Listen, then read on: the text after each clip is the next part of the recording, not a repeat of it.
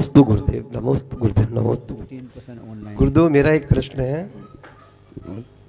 कि जैसे हम सड़क पर जा रहे हैं गाड़ी से और कोई बिल्ली रास्ता काट जाती है, जैसे गुरुवार को दाढ़ी नहीं बनाना चाहिए, शनिवार को तेल नहीं खरीदना चाहिए, तो इसमें जैन में क्या इसका महत्व है?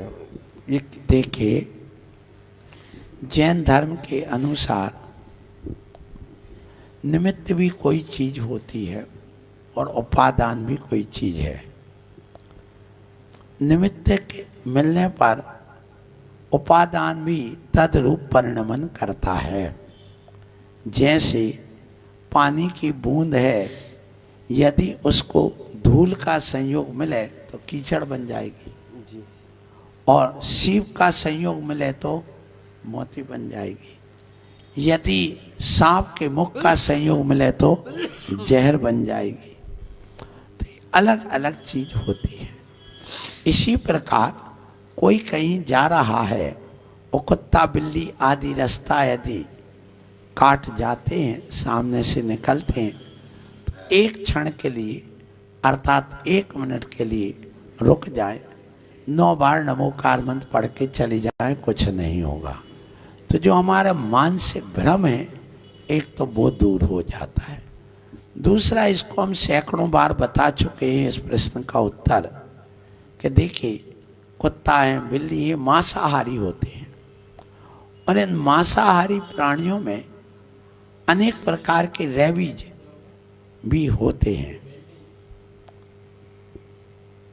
वायरस, जैसे कोरोना का वायरस, रेबीज का, तो ये वायरस लगभग 30-35 सेकंड तक जीवित रहते हैं बिना आधार के, और हवा या धूप लगती है तो फिर वो मर जाते हैं, अपने आप नष्ट हो जाते हैं। तो आप जैसे कुत्ता बिल्ली रास्ता कट गया है, उसी समय तत्काल निकलोगे और उसने यदि वायरस छोड़ के गया है तो व्यक्ति को भी वो हो सकता है, रोग पागलपन का। इसलिए उससे बचने का हमारे जैन दर्शन में कह दिया, ऐसे हिंसक प्राणी आदि कोई निकलते हैं तो उससे दूर रहना अच्छा है, थोड़ी देर समय टाल देना अच्छा है। सो एक कारण ये हो गया। दूसरा, जो छींक वगैरह आती है उससे भी वायरस निकलते हैं, तो का थोड़ी दूरी बना के रखो।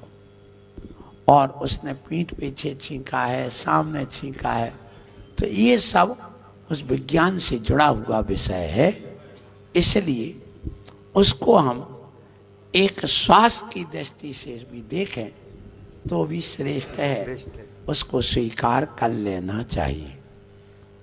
जी महाराज जी, शनिवार को तेल नहीं खरीदना चाहिए। हाँ, देखिए, ये ज्योतिष की दृष्टि से है। ज्योतिष में बताया गया है कि जिसका शनि कुपित हो, शनि परेशान कर रहा हो, शनि ग्रह लगा हो, तो उसको काले वस्त्र और तेल का स्वयं उपयोग नहीं करना चाहिए, बल्कि उसको दान करना चाहिए। तो शनिवार को वह तेल नहीं लगाएगा, माने उपयोग नहीं कर रहा, उस दिन उसने त्याग दिया तो दूसरे के काम आएगा। तो शनि ग्रह की बाधा दूर होती है, इसलिए इन सब का कारण बन जाता है। और दाढ़ी वगैरह का भी इसी प्रकार से कुछ कारण माने जाते। मंगल ग्रह उत्तेजित होता करता है व्यक्ति को, और ब्लड वगैरह लग जाने से खून आ जाना वह भी अशुभ माना जाता है। इसलिए उस लाज से बचने के लिए, खून ना है उससे बचने के लिए कह दिया भैया कि आप दाढ़ी मत बनाओ, जिससे खून वगैरह ना आ सके।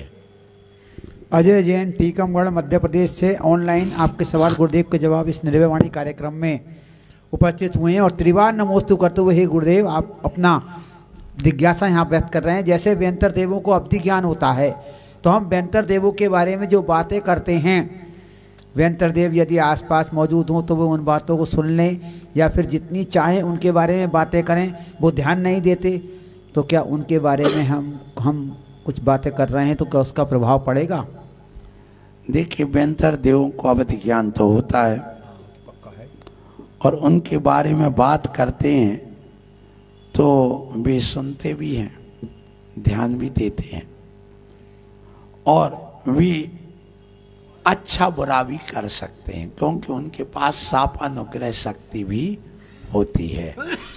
इसलिए उस शापानुग्रह शक्ति के कारण से ये यदि उनकी प्रशंसा करोगे, जैसे हम लोग देखते हैं यदि घर में कोई अपने एक दूसरे की प्रशंसा कर रहा हो तो वो खुश हो जाते हैं और उनमें मैत्री भाव आ जाता, सेवा का भाव आता है।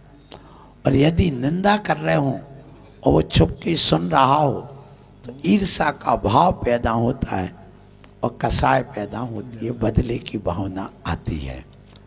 इसलिए जो देव अवधि ज्ञानी हैं और वे बात हमारी जान लेते हैं, तो यदि हम उनकी निंदा आलोचना करेंगे तो वे कुपित भी हो सकते हैं और उनकी तारीफ करेंगे तो वो प्रसन्न हो करके उनके ऊपर अपनी करुणा, अपना उपकार करने का भाव भी व्यक्त कर सकते हैं। इसलिए ऐसी घटनाएं भी कई बार देखने को आई हैं।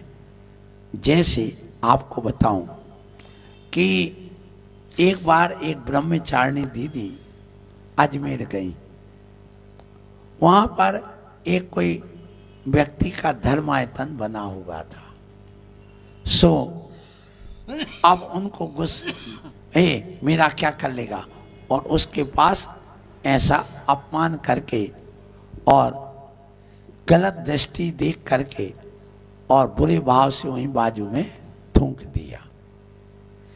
तो परिणाम ये निकला, वहाँ जो बेंतर देव रहता था उसने उसको परेशान करना चालू कर दिया। बाद में क्षमा याचना कराई गई, उसको वहाँ से दूर कराया गया तो वो ठीक होगा।